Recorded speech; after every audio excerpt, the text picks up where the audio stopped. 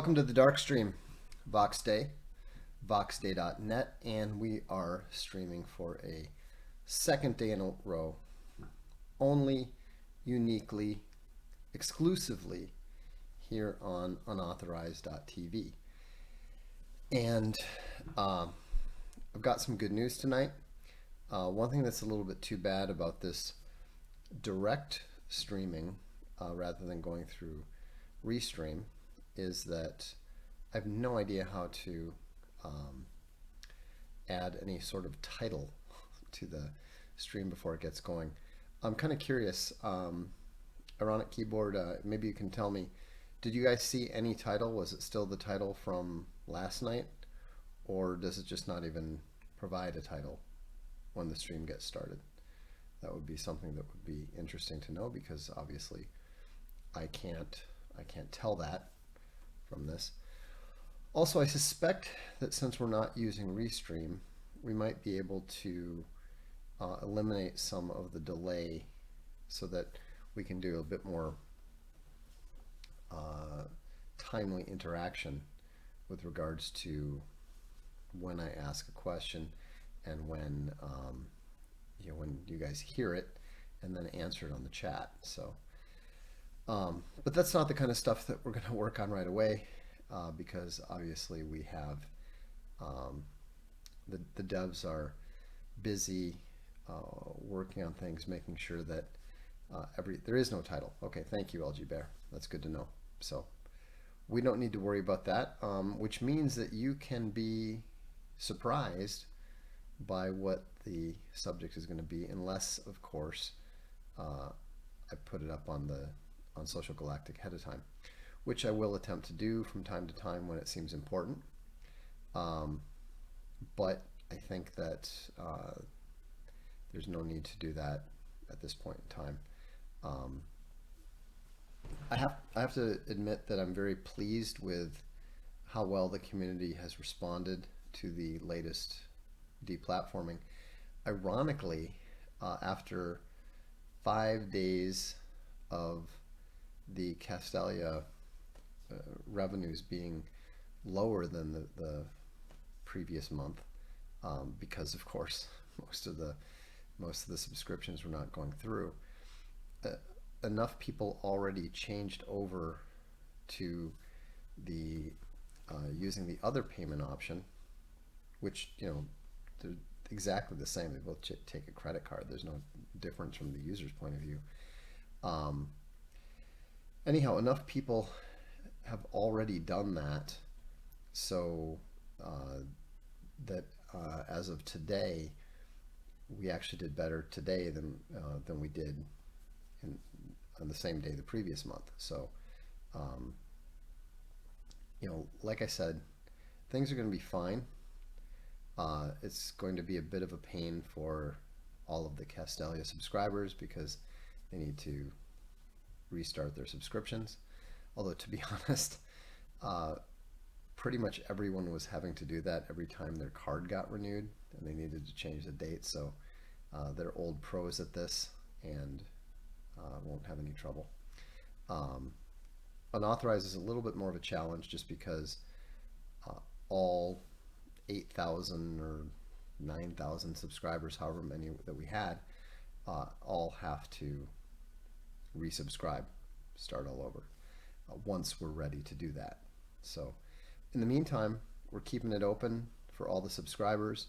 Obviously, all the annual subscribers are covered regardless, but we're not going to be ending any subscriptions, not even the subscriptions that would have ended already in this 5 days, 10 days, 2 weeks, whatever it turns out to be.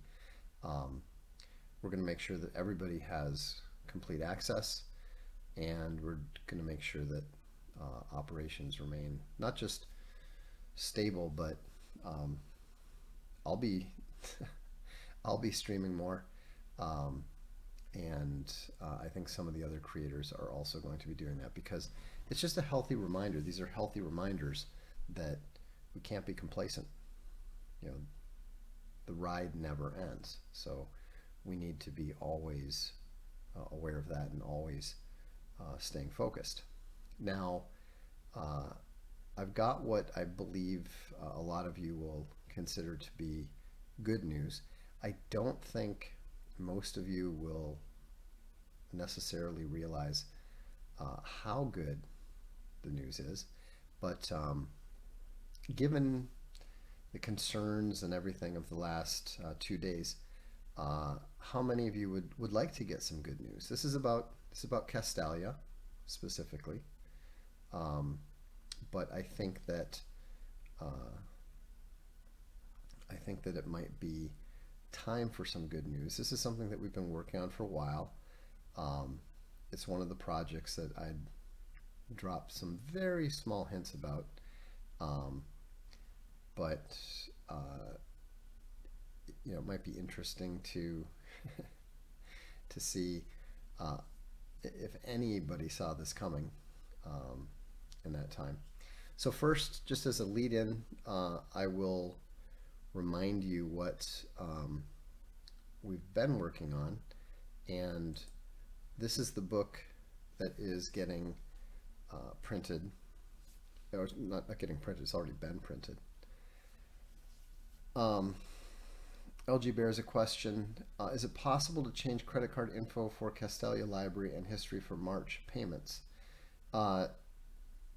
Yes, if you haven't made them yet, which I guess you wouldn't have made them. Yeah, anyhow, let's see, maybe best to do yearly subs. Probably, just given the problems that people have with the regards to cards and this and that and the other thing. If you can afford it, the whole reason that we do the monthly thing, let me turn this off, hang on. The whole reason we do the monthly thing is to make it easier on people's budgets. It's a lot easier to handle 50, for most people it's easier to handle $50 a month rather than 600, right? So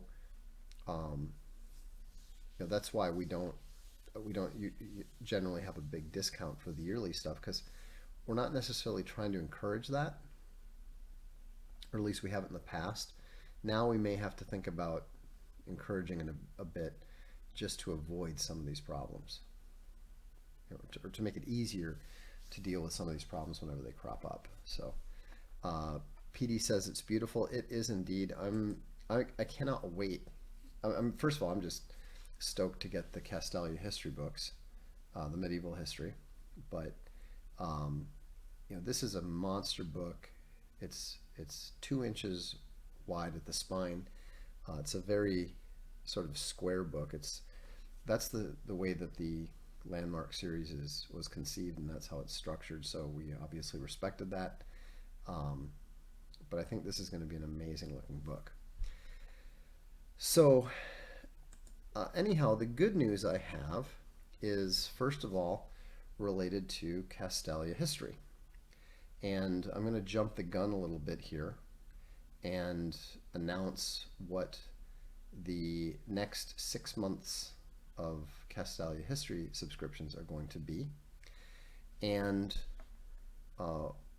today we signed the contract for the Cambridge history of the Byzantine Empire, circa 500 to 1492.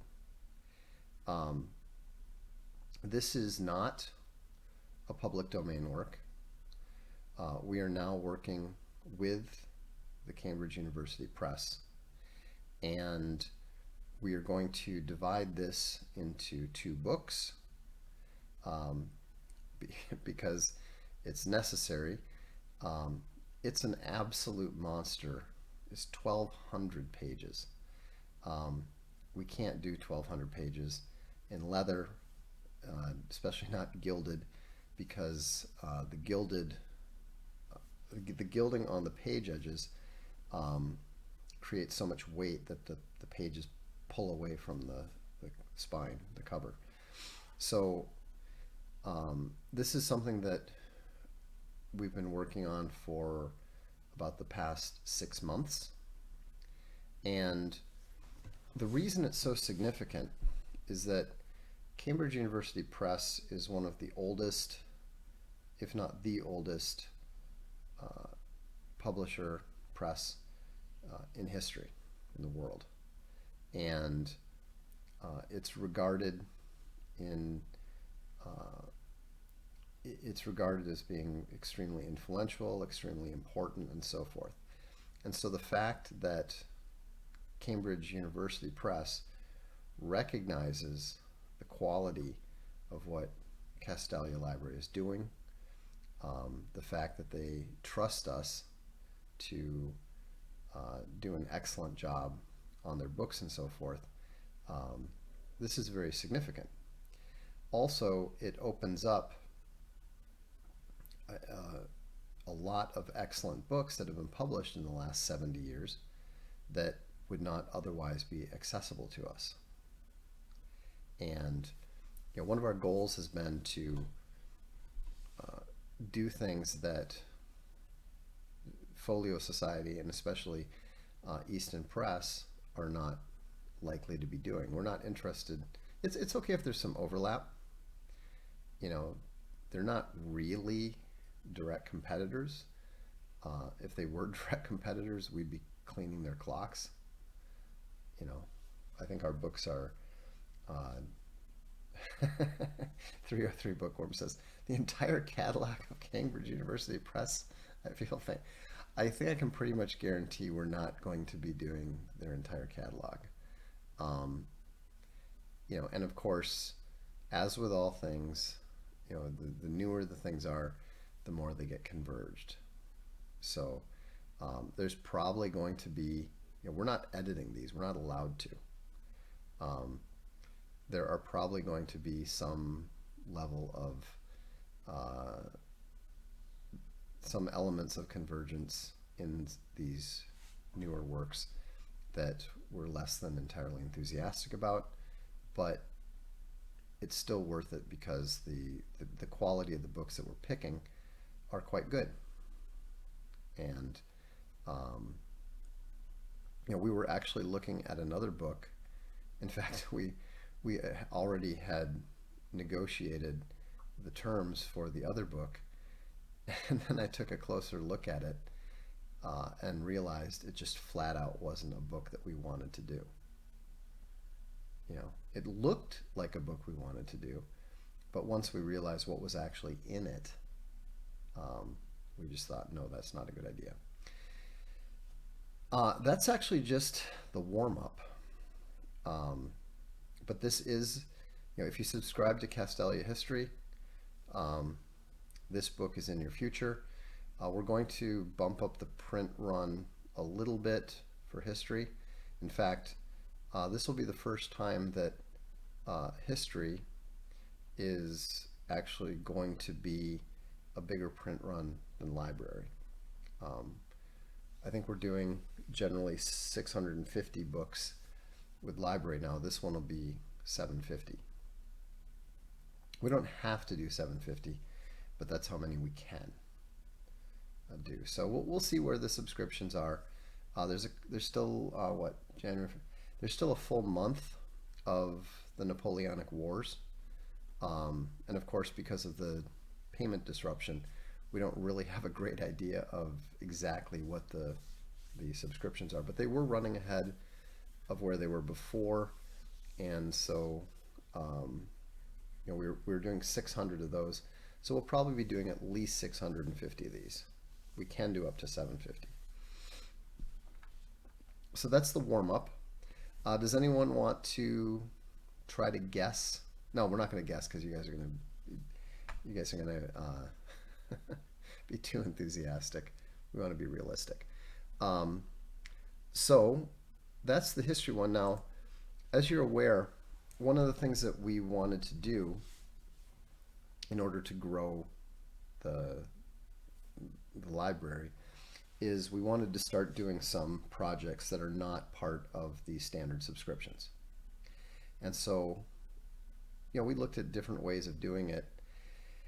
And what we had decided to do, and what we are doing, although this was before the recent deplatforming, is we are going to do separate subscriptions which can be paid for in one go at a bit of a discount. And this will be, just a totally separate line. And they're going to be generally sets where, kind of like the junior classics, where you'll want to get the whole set.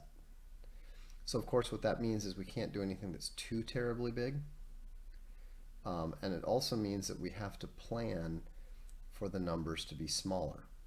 So these are going to be much more limited runs. They're not going to be, and there's probably not going to be very many of them, if any, available to people who don't sign up for these particular sets.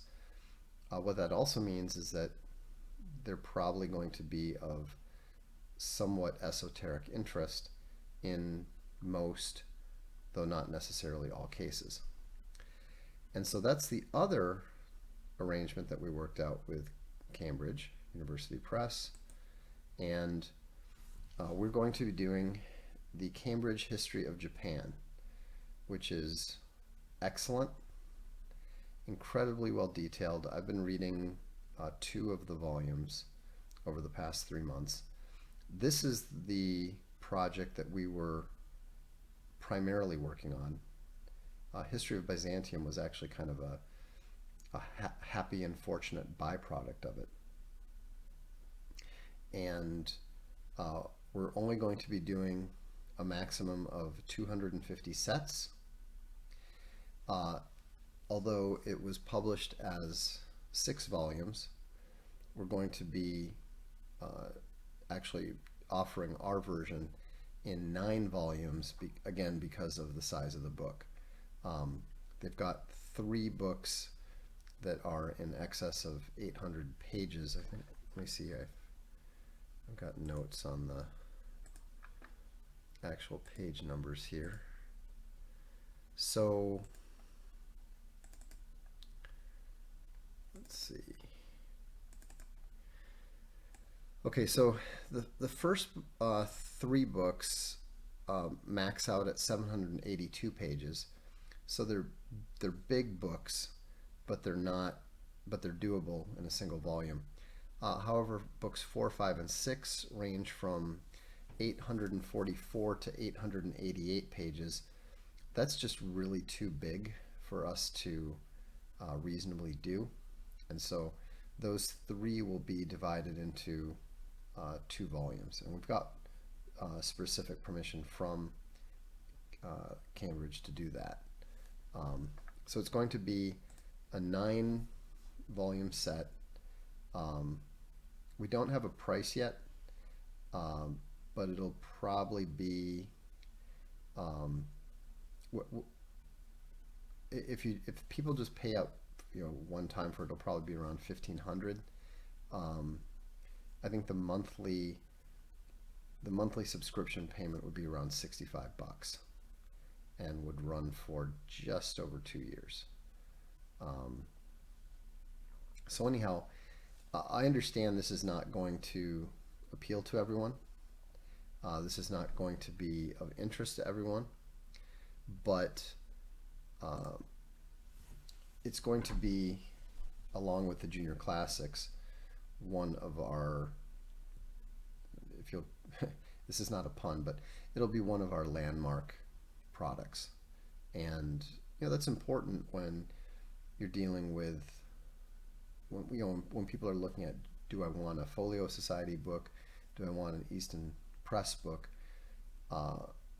We want to do a couple things that are just clearly and unequivocally Castalia quality books. We're probably going to be doing it in calfskin, which is in between the cowhide and the goatskin in terms of it kind of combines some of the luxury of the goatskin, but still has the toughness of the cowhide. So so that's really exciting, I think, and we'll have more information about that and make that available. in the relatively near future. Um, I think it'll be, I think it'll be interesting. What we'll do first probably is just put the setup for sale uh, as one-offs initially, um, and then we'll launch the subscription, a little bit, a month or two down the road.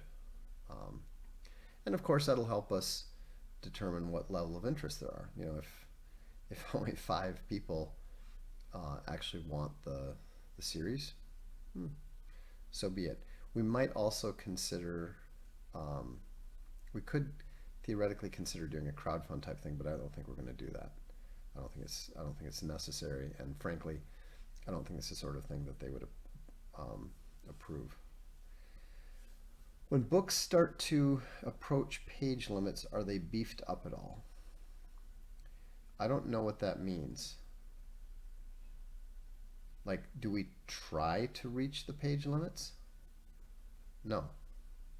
Um, every decision that we make is, well, let me back off a little bit from what I'm saying there.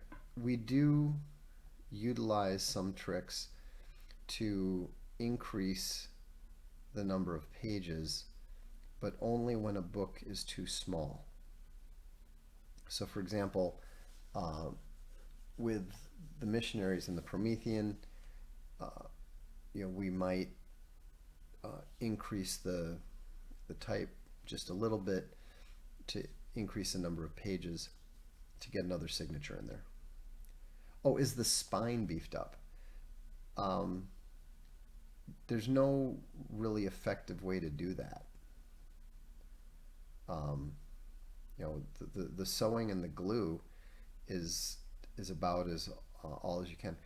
We're not really approaching the levels. We could, well, additional end papers wouldn't hurt. We already use very thick end papers. And we don't have to, because we set a limit of 800, roughly 800 pages when we were doing Plutarch. Where you really start getting into the trouble, from what we understand, is over 900 pages, and especially over 1,000. So like the Franklin Library, War and Peace, that kind of stuff. We just also, what we learned from the Plutarch was that a book that big is just kind of difficult to read. And so we decided that we would set a effective limit of 800. Also, 800 is a pretty good limit, because that way if you're dividing a book in two, it's at least 400 pages. So, a 400 page book next to a 600 page book in a series looks fine. A 200 or a 300 page book doesn't look good. It doesn't look like it matches. And so that's why we decided to go with 9 books rather than, say, for example, 10. If we went to 10, then we would be dividing a 782 page book in two, and then you're talking about a 380 page book next to a 640 page book. That's really not where we want to go. Plus, it doesn't need to be 10. The 9 is sufficient. So anyhow, I hope you regard that as the same good news that we do. If you are a Castalia Library or a Castalia History subscriber, you're going to be getting an email in the next 2 days with instructions on how to make sure that you get your subscription reactivated. For those who actively had the payments fail, over the last 5 days, the Castalia Library email will be contacting you directly just to let you know, hey, this is where you are, this is where your account is. You know, why don't you, here's the link to go ahead and get caught up. So, but the good news is, because we've been keeping the manual spreadsheet records all along, we know exactly where everybody is, who everybody is, and nothing's going to get lost. So anyhow, that's pretty much all I have tonight. Does anyone have any questions about the deplatforming situation? Any concerns about what you're seeing with regards to unauthorized, how we're dealing with it? I don't know if Owen has stopped streaming ever since, but hopefully he's not spiraling too badly. Eric says, so the Plutarchs are about 800 pages, so they'll be the limit for Castalia book thickness. Yes, that's the idea. We do not want to go any thicker than that. The other thing that we can do, for example, is with War and Peace, we're going with a slightly thinner paper in order to prevent it from getting too crazy. It's not like Bible paper or anything. It's not thin. It's just not as thick as our normal stuff. Franklin did the same thing. It's kind of funny. Machiavelli's The Prince is not very big, and so what they did is they used this paper that is just, it's like they used end paper stuff in the for regular paper. It's just crazy. Eric says, when can I apply for the new BRICS credit card? Well, we're not sure that's going to work out so well, just because it turns out that the prime candidate actually uses the same company that deplatformed us. So think about that. They don't like our business model, but they're completely fine with China's. So that's kind of crazy. Will wallets be transferable to new accounts? I don't know that you need, maybe Yordamon can answer, he's on here. Will wallets be transferable to new accounts, or should I empty my pockets? I don't think you need a new account necessarily. I could be wrong. My impression was that I think you use your existing account and you just take out a new subscription. There's a difference between your account and your subscription. Your account should be unaffected. That's not the question he asked, Yordamon. He said, will wallets be transferable to new accounts? So he's assuming that the new account is necessary because he has to use a new credit card. Or he has to reuse his credit card to take out a new subscription. But if I understand correctly, everyone's accounts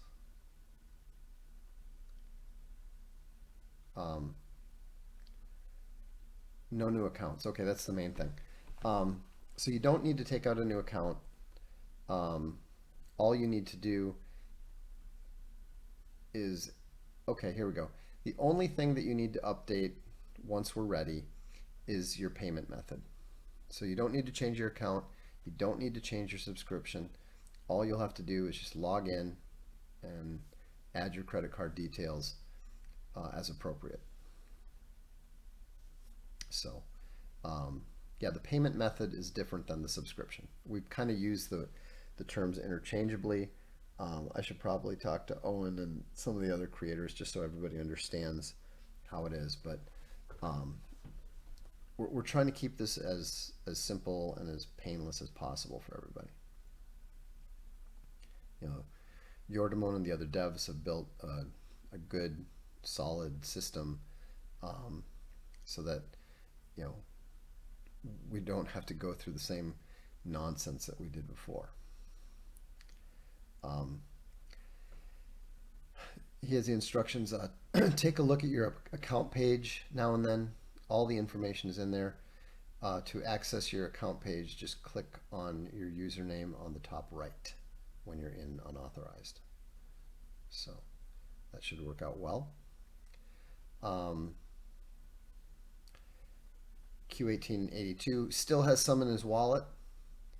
He sends a lot of it this way. Sends 20 this way. Thank you, very generous. Q1882. He says, nice, thanks. You know,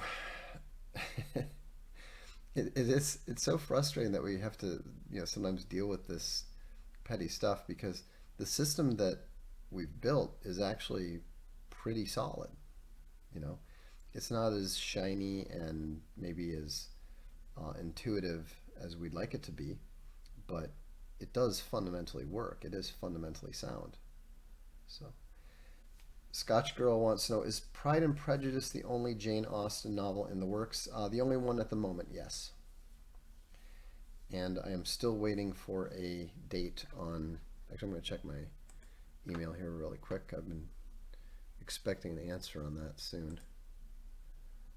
See if they've actually got one for me yet.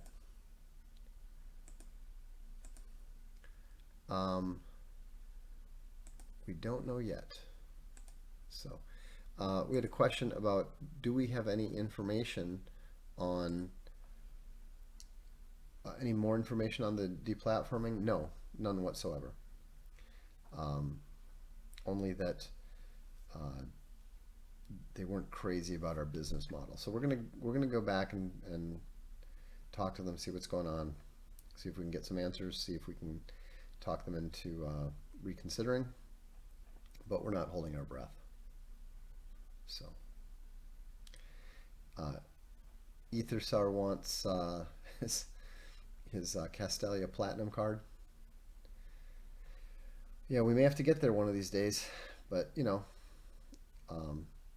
Telecaster says Owen's taken it like a champ. High numbers in super chats. That's good. Well, it's actually interesting to see how, you know, even with, I don't know if Owen's still on, but he was on when I started, and it was interesting to you know, see that we've got 85 people watching now, just on unauthorized alone, which is good. Could we get Emma, please? Yeah, we're planning to do Emma. I think I may have actually. Oh, that was a super chat. Thank you, Scotch Girl. We are planning to do Emma. I did pick up. We actually picked up a really pretty book that was also illustrated by Thompson. I'll need to make sure that we'll probably want to do the Thompson edition of Emma if there is one, which I believe there is. So, but it's on the list of things to do.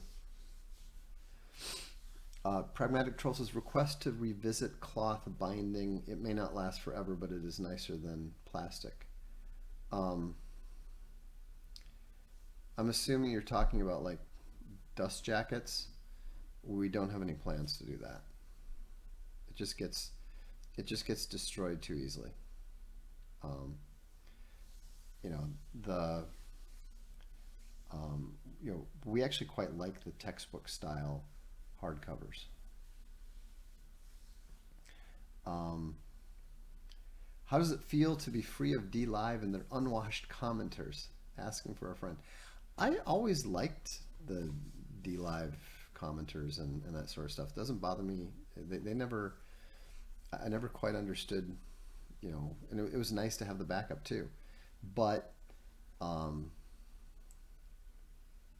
know, it was preventing me in some ways from focusing on unauthorized the way that unauthorized needed me to. And so, you know, at a certain point in time, you just need to uh, you just need to focus on you and what you're doing. I mean, it's not like our instincts were bad, but we were spending too much time. I was spending too much time thinking about helping other people, people who we can do nothing for us and that we get nothing from. Um, and it sounds a little harsh, but at the end of the day, it's really not our problem when Amazon screws over all the independent authors and all the other publishers and that sort of thing. That's not our problem. That's not our issue. And most of them don't want, the vast majority of them not only don't want us to do anything for them, they don't want to work with us, and they don't believe that they need to work with us or anybody else. Almost all of them are perfectly happy with their traditional publishers or publishing through KDP. Fine. Go for it. Do it. Not our, and if just because, and also maybe I'm wrong, just because I see where things are going, just because I correctly anticipated where things were going when Kindle Unlimited was launched, doesn't mean that I'm correct about what it means now that Virtua Voice is launched, and now that Amazon has purchased large printing facilities in the United States and the UK. Maybe that's going to help people. Maybe it's going to revolutionize the publishing industry for the benefit of the authors. That's not impossible. I just don't think it's likely. Etherstar says, some of us are eager for alternatives to Amazon. I'm aware that there are some who are, and I appreciate that. Unfortunately, nobody who is significant enough in the author community happens to be. If Brandon Sanderson or even someone like Larry Correa said, look, we're going to do this, we need to do this, let's team up and do this, we could do it and it would work. But if we do it by ourselves, it's not going to work. Silent Draco says, they're going to enhance your printing experience. Yeah, they're enhancing the publishing experience for all kinds of authors and publishers. There's words to fear. And so, anyhow, all the time, and here's the thing, we absolutely made the right decision. It's already clear that we made the right decision to just forget about the whole Amazon alternative thing, because we are an Amazon alternative, and we have enough issues of our own to deal with, and all the time that we were going to spend building that up is now time that we're going to spend further bulletproofing Castalia, UATV, and our other operations. So this is actually very clarifying. I mean, one of the nice things about conflict is that it clarifies your priorities, and it makes it very clear the difference between want and need. There's a reason why military technology improves at an incredibly rapid pace in wartime, because not only do you absolutely need certain things, but you quickly learn what works and what doesn't. Thank you, O. He sends a super chat, a little something towards the bulletproofing. Appreciate that. But it's actually kind of nice when people have a sense of urgency, a sense of mission. It's not that like we ever lacked the sense of mission, but um, but we were a little complacent. Things had been, we're so used to a high level of conflict that in some sense we don't really know what to do when we're not under pressure. Now we're back under pressure, and now it's time to excel. You know, we don't have the luxury of continuing to be complacent.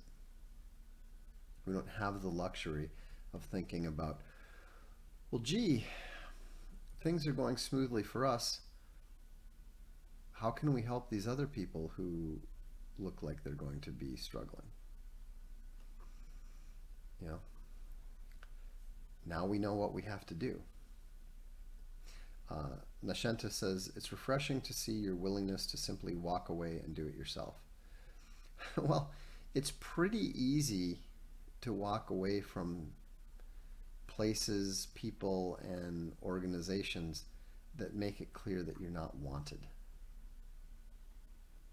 You know, I mean, I don't think it's exactly a mystery to observe that I've been very, very ambivalent about Amazon for some years now. I've been very ambivalent about Amazon since about 2015.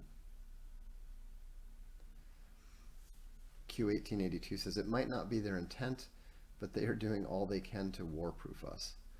Well, that's what's really fascinating, is that one of the reasons why we were in much better shape than everybody else, Owen and Castalia and whatever, is because of the fact that we were some of the first people to be deplatformed. And so when things started going poorly, when Amazon and YouTube and everybody started changing the rules and cutting into people's margins and paying less and all that sort of thing, it just didn't affect us at all. It didn't hurt us at all. Boat Shoes 911 sends a super chat. Thank you. It says, comfort is gay. Rise or die. I'm not sure I entirely agree with the sentiment. You know, I think there's definitely some very positive sides of being comfortable. You know, but yeah, the point is that you just don't get as much done, and what you do is not necessarily as effective as it could be when you're being complacent. When you think, oh, well, it doesn't really matter if I do it today or tomorrow. And it's good to know that what you're doing matters. It's good for the mind. It's good for the soul. We don't want to be lotus eaters. We're not interested in being lotus eaters. We want to do the most beautiful books in the world, and we want those beautiful books to be some of the best books in the world. And that's why I'm very, very pleased that we're now working with the Cambridge University Press, because just as a complete hypothetical, when we go and talk to, say, I don't know, the Tolkien estate, that's a little piece of information that we might find, that they might find interesting, that we just might want to mention as part of the conversation, and show them show them what we can do with a series. I mean, think about it. Imagine we're able to show them the first 2 books in the History of Japan series and they look that good. I think that's going to be a pretty effective argument, especially if they're looking at what Easton's done, which frankly just isn't that impressive. We have our first super chat war ever on the Darkstream. Veritas button English says, "Comfort is gay," says the user Boat Shoes. Shots fired. Shots fired indeed. In fairness though, it's Boat Shoes 911. So maybe he's not a boat shoes guy. Maybe he's a really anti-boat shoes guy. I'm not saying that's the case. I'm simply offering the suggestion and possibility.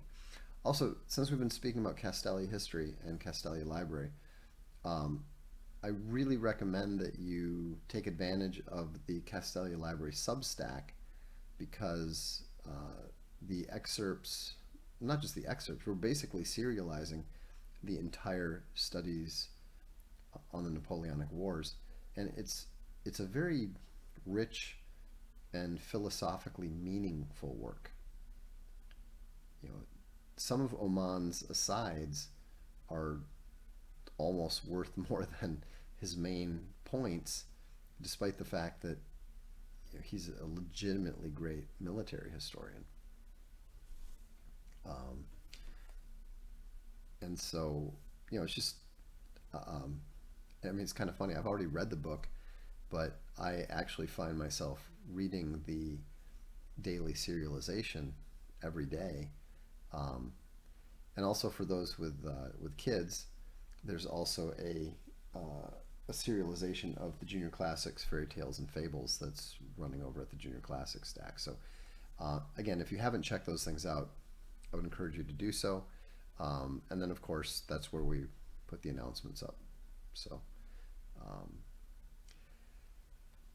anyhow, thank you so much for standing by us. It's been very encouraging to me, to the creators, and to the devs.